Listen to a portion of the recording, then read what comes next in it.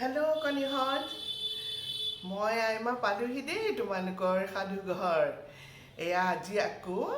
আজু আইতাক লৈ আহিছোঁ আৰু এটা নতুন সাধু লৈ পেলাই তোমালোকে আগৰ সাধুবিলাক ভাল পাইছানে বাৰু আজু আইতাই কিন্তু তোমালোকক সাধু কৈ খুব ভাল পাইছে জানা এতিয়া এটা ধুনীয়া ৰাজকুমাৰ হেৰাই যোৱা ৰাজকুমাৰ এটাৰ ধুনীয়া সাধু এটা এতিয়া ক'ব দেই আইতাক শুনা দে মন দি সাধু সাধু সাধু আমি শুনিম সাধু আইতাৰ মুখৰ ৰসাল সাধু কাণ পাতি শুনো সাধু সাধু সাধু আমি শুনিম সাধু আইতাৰ মুখৰ ৰসাল সাধু কাণ পাতি শুনো শুনিবা দেই এখন দেশত এজন ৰজা আছিলে ৰজাজন বৰ ধাৰ্মিক আৰু বহুত কথা জানে তেওঁ বহুত দিনৰ মূৰত তেওঁৰ এটা ল'ৰা হ'ল ৰজাৰাণীৰ ইমান ফূৰ্তি ল'ৰাটোৰ নাম থ'লে সোণগুটি সোণ মইনা বুজিছা সোণ যেনেকুৱা একেবাৰে খুব মানে দামী সোণ নাম দিলে এইদৰে সোণ আৰু সদায় যেতিয়া তাৰ 2 বছৰ 3 বছৰ 4 বছৰমান হৈছে 4-5 বছৰমান একেবাৰে সদায় দেউতাকে সদায় ৰজাই মানে ৰাজকুমাৰ খুব ভাল সাধু কয় নীতিশাস্ত্ৰ শিকায় এনেকুৱাবোৰ কৰি আছিলে এইদৰে গৈ গৈ তাৰ 6 বছৰ 7 বছৰমান হৈছে আৰু এখন নৈ দাঁতিত এখন ডাঙৰ মেলা হৈছে আৰু মেলাখনলৈ এতিয়া ৰাণীয়ে ক'লে আমাৰ যদি সোণকো লৈ যাব পৰাহেঁতেন বৰ ভাল পালেহেঁতেন ৰজাৰ ল'ৰা যাব সেইকাৰণে ৰজা ৰাণীৰ লগতে ঢেৰ পালি বহৰীয়া ওলালে আৰু গ'ল আৰু ঢেৰ গৈছে গৈ গৈ কি হ'ল ইমান মেলাত মানুহ অতবোৰ মানুহৰ মাজত সোণগুটিটো হেৰাই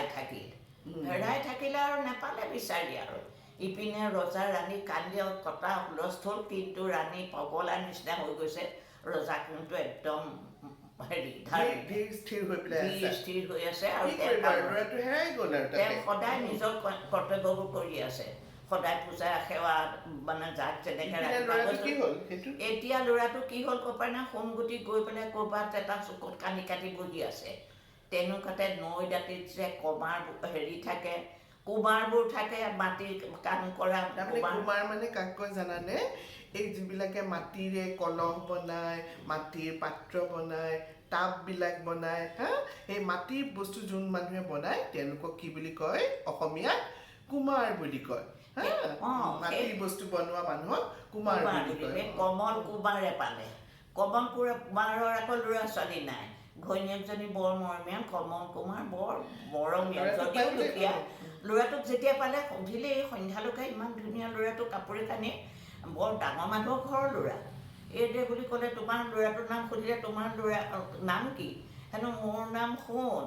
আৰু ঘৰ ক'ত হেনো ঘৰ ক'ত সেইখন আমাৰ ৰাজ্য এইপিনে আছে সি পাহৰি গ'ল চব গৈ আৰু কান্দি কাটি হেনো ব'লা মই লৈ যাওঁ এন্ধাৰ মধ্যে তোমাক ইয়াত মই এৰি থৈ যাব নোৱাৰোঁ ঘৰলৈ লৈ গ'ল কুমাৰৰ ঘৰখন দুখীয়া ইমান ধুনীয়া ল'ৰাটোক আৰু কেনেকৈ ৰাখিব কিন্তু বৰ প্ৰতিপাত কৰি সোণক ৰাখিলে এইদৰে গৈ গৈ 17 বছৰ হ'ল বুজিছানে 12 বছৰমান তেওঁ মানে কমল কুমাৰে ল'ৰাটোক বৰ ধুনীয়াকৈ কি শিক্ষা দিছে আৰু নিজে যেনেকৈ কৰে তেনেকৈ থাকি কিন্তু তাক বৰ ভালকৈ চায় কুমাৰণীয়েও বৰ ধুনীয়াকৈ বৰণ চৰণ কৰি তাক খুৱাই ভুৱাল বস্তু আনে কাপোৰ কানি ধুই দিয়ে গা চা ধুৱাইছিলে তাক মৰমত উঠাইছে আৰু ডাঙৰ হ'ল এদিন বুঢ়া বুঢ়ী বুঢ়া হৈ আহিছে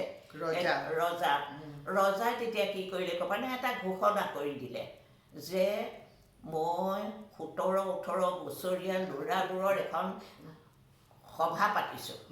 সেই সভাত 17 বছৰীয়া ল'ৰাবোৰ যেতিয়া আহিব মই কেইটামান প্ৰশ্ন কৰিম সেই প্ৰশ্নৰ যোনে উত্তৰ দিব পাৰিব সেয়ে মই বিবেচনা কৰিম মোৰ ল'ৰা বুলি আৰু যোনে দিব মই মোৰ ল'ৰাটোক আনি মই তেওঁকে এখন ৰাজ্য দিম তাৰমানে বুজি পালা ৰজাই মানে ঢোল পিটি শুনাই দিলে শুনক ৰাইজ আজি আমাৰ ৰজাৰ ঘৰত এখন কম্পিটিশ্যন পতা হৈছে তালৈ 17-18 বছৰীয়া যিমান ল'ৰা আছে সকলোবিলাক আহক আৰু প্ৰতিযোগিতাত যোগ দিয়ক আৰু যি এই প্ৰতিযোগিতাত জিকি যাব তেওঁ কি কৰিব ৰজাই নিজৰ ল'ৰা বুলি ঘৰত ৰাখিব আৰু যিজন মানুহে লৈ আহিব ল'ৰাজনক সেইজনক কি দিব ৰাজ্যৰ আধা দি দিব লগতে ধন সোণ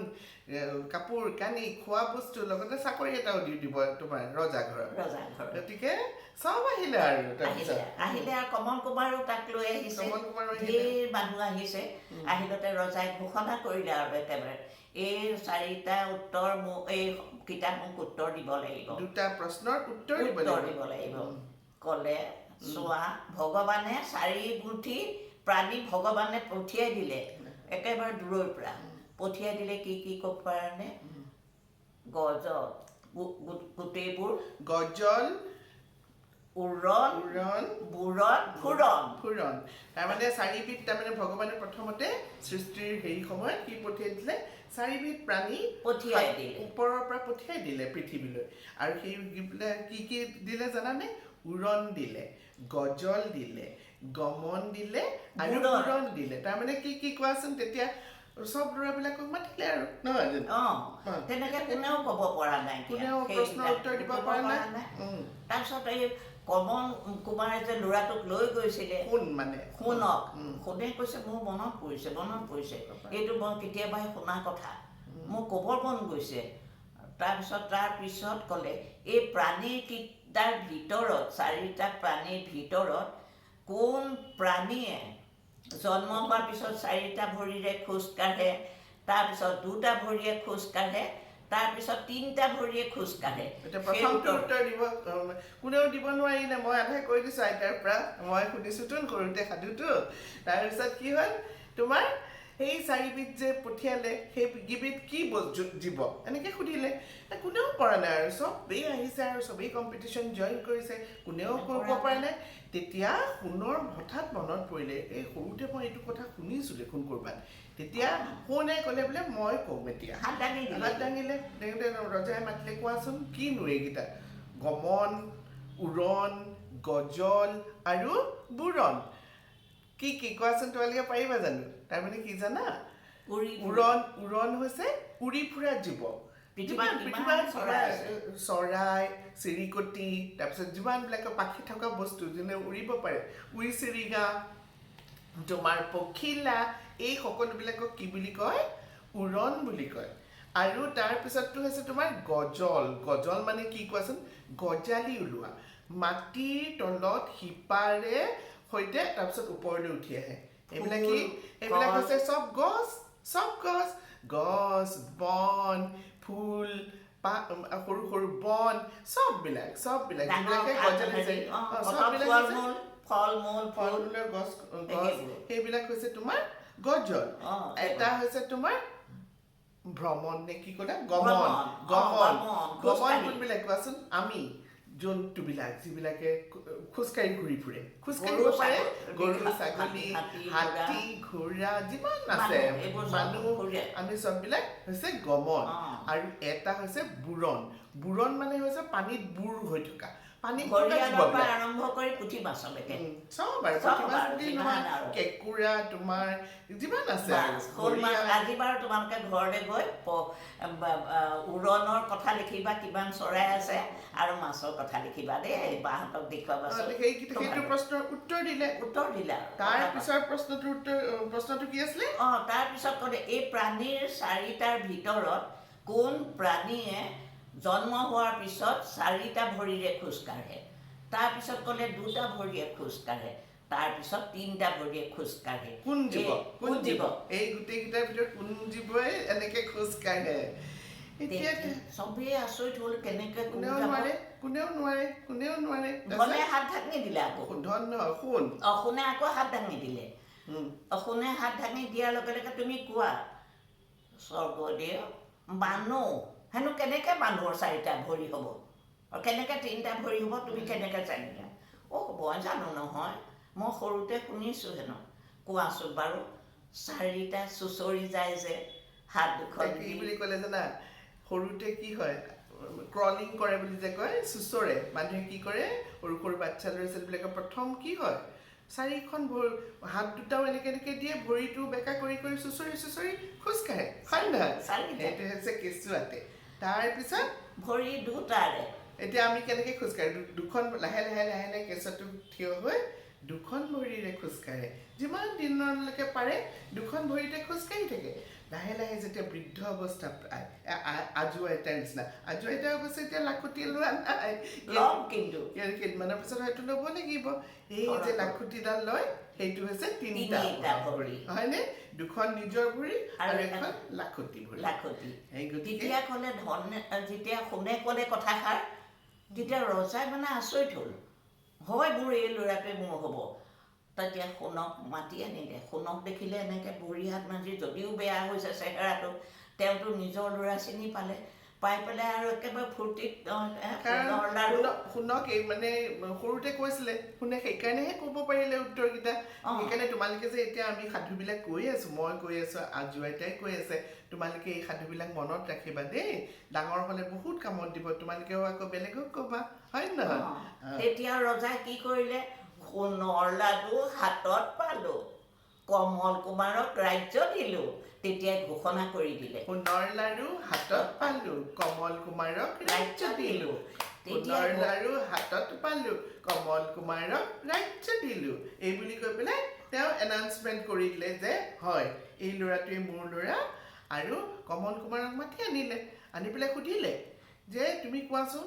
এওঁক তোমাৰ নিজৰ ল'ৰা নে কোন তেতিয়া কমল কুমাৰে ক'লে যে নহয় স্বৰ্গদেউ এই ল'ৰাটোক মই এখন মেলাত হেৰাই পাইছিলোঁ তাৰপিছত কিন্তু মই তাক নিজৰ ল'ৰাৰ নিচিনাকৈ ডাঙৰ দীঘল কৰিছিলোঁ ল'ৰাটোৱেও ক'লে মোক ইমান মৰম কৰিছে মই তেওঁলোকক এৰিব নোৱাৰোঁ আজি কিমান বছৰ দেউতাকেও ভাবিলে সঁচা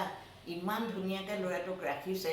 তেতিয়া ৰজাই গম পাই গ'ল যে মেলাতে হেৰাইছিলে গতিকে সেই সোণেই হৈছে ৰজাৰ ল'ৰা মানে সোণৰ লাড়ুটো হাততেই পালে আৰু কমল কুমাৰক ৰাজ্য দি দিলে ঘোষণা কৰিলে কৰাৰ লগে লগে কি হ'ল কুমাৰৰ ঘৰলৈ পঠিয়াই এখন ৰাজ্য দিলে কমল কুমাৰৰ ৰাজ্য হ'ল এখন বুজিছা আৰু সুখে শান্তিৰে চব থাকিলে কেনেকুৱা পালা ৰজাই বৰ আনন্দ পালে ল'ৰাটোক পাই বহু বছৰৰ পিছত যেতিয়া বুঢ়া হ'ল সেই ল'ৰায়ে সোণে সেই ৰাজ্য চলাবলৈ আৰম্ভ কৰিলে বুজি পাইছানে সেইটোৱে আৰু এতিয়া তোমালোকে ক'ব লাগিব চবকে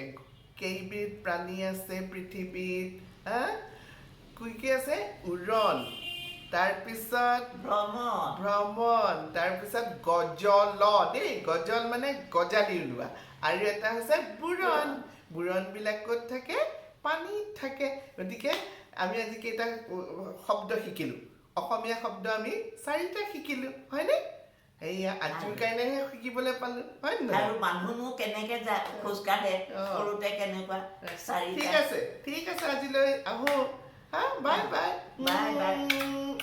আজি আকৌ আহিব দেই ধুনীয়া সাধুলৈ সদায় কিন্তু শুনিবা কিন্তু দেই ভাল পালা নাই ভাল পালে ক'বা আকৌ তোমালোকে দেই